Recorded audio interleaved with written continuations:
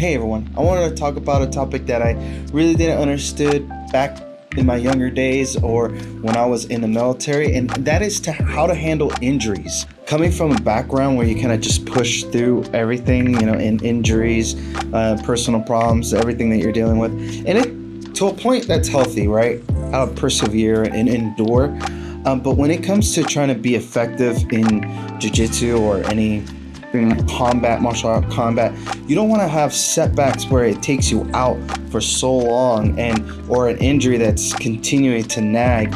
So there's a part of me that always wants to keep pushing. Something that tells me, yes, it may hurt, but keep going. Don't give up. In the military, they would always say, suck it up, buttercup. You still got to do your 10-mile ruck, or you still got to do your little PT in the morning, whatever it was. One, because you don't want to stop your group or your battle buddies, we would call them, your fellow soldiers, or telling, hey, today I just don't feel like doing anything, or I'm hurting and nagging and I'm just going to bring the whole team down. And so that was ingrained in your head to kind of like push through it. And personally, when I got out of the military, I wasn't the same. I fractured an ankle, messed up my knees, messed up my back. And so I'm on this continuous journey of health and of jiu-jitsu and fitness, and I'm trying to take steps to remedy those issues that I have lingering. And one of the things that I need to do is kind of change that mindset of sucking it up and pushing beyond my limits during an injury. Recently in a class where we were doing drills, and I was on the bottom and the guy on top was getting in the side control, and I was kind of on my side and my left side was kind of open, and this dude landed right on my chest, like kind of like right here on the rib area, and I heard a crack, and then my breath went and then I was in pain, in so much pain. But then I pushed through it, went through it, and made it through the class. And I went home and I'm like, oh my gosh, my rib is killing me. I took a shower, went to bed, woke up sore on belief. But I was like, okay, no, I can't, miss the class. I'm already, I'm in the groove of going to classes and learning and as well as fitness and feeling better. And so I didn't want to stop at all. I didn't want to stop at all. And then it started to get worse and worse and worse, and to the point where it was like I saw huge swelling in the area, and I was like, okay, this is not, it's hard to breathe sometimes, or if I sneeze, I'm in agony, pain right there. And so I was like, okay, I'm gonna take 4 days off. And that was so hard.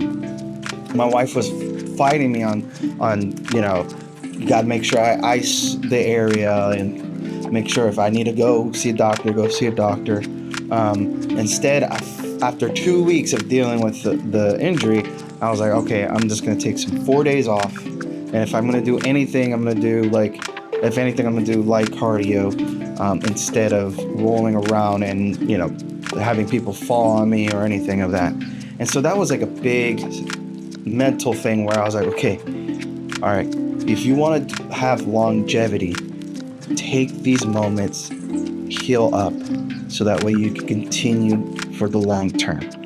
And man, so many times we get caught up on trying to be macho or just trying to, push through it. Now I understand we gotta learn how to endure and push beyond our boundaries, but to a point where we wouldn't actually hurt us from progressing and getting stronger and learning the moves and being effective, continuing in our jiu-jitsu journey. Sometimes we just need to take a break and take care of our bodies. And in this jiu-jitsu journey, there are going to be injuries. Nobody's invincible, especially if you advance in age and years. They're more likely you're going to get injured. Again, I remember when back then I didn't have to stretch. Now I have to stretch at least 10 minutes prior to class, in my late 30s, having to do that. I know that most likely I'm going to have to continue to do that for the rest of my life if I want to have longevity in this martial art. And recovering isn't just sitting on the couch either. I've learned that stretching, icing, heating, and even stepping back and just watching the classes help in recovery. See, it's about training smarter, not harder. taking care of the body and the mind. If you're struggling on taking a break and recovering, just remember, resting is not a setback.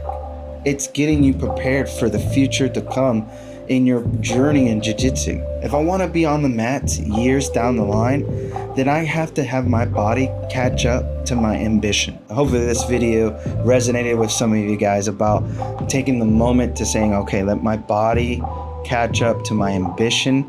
Let me be able to recover where it's not a setback, instead of it's a setup for my longevity in Jiu-Jitsu. And if you're new here, like the video, subscribe to the channel, leave a comment.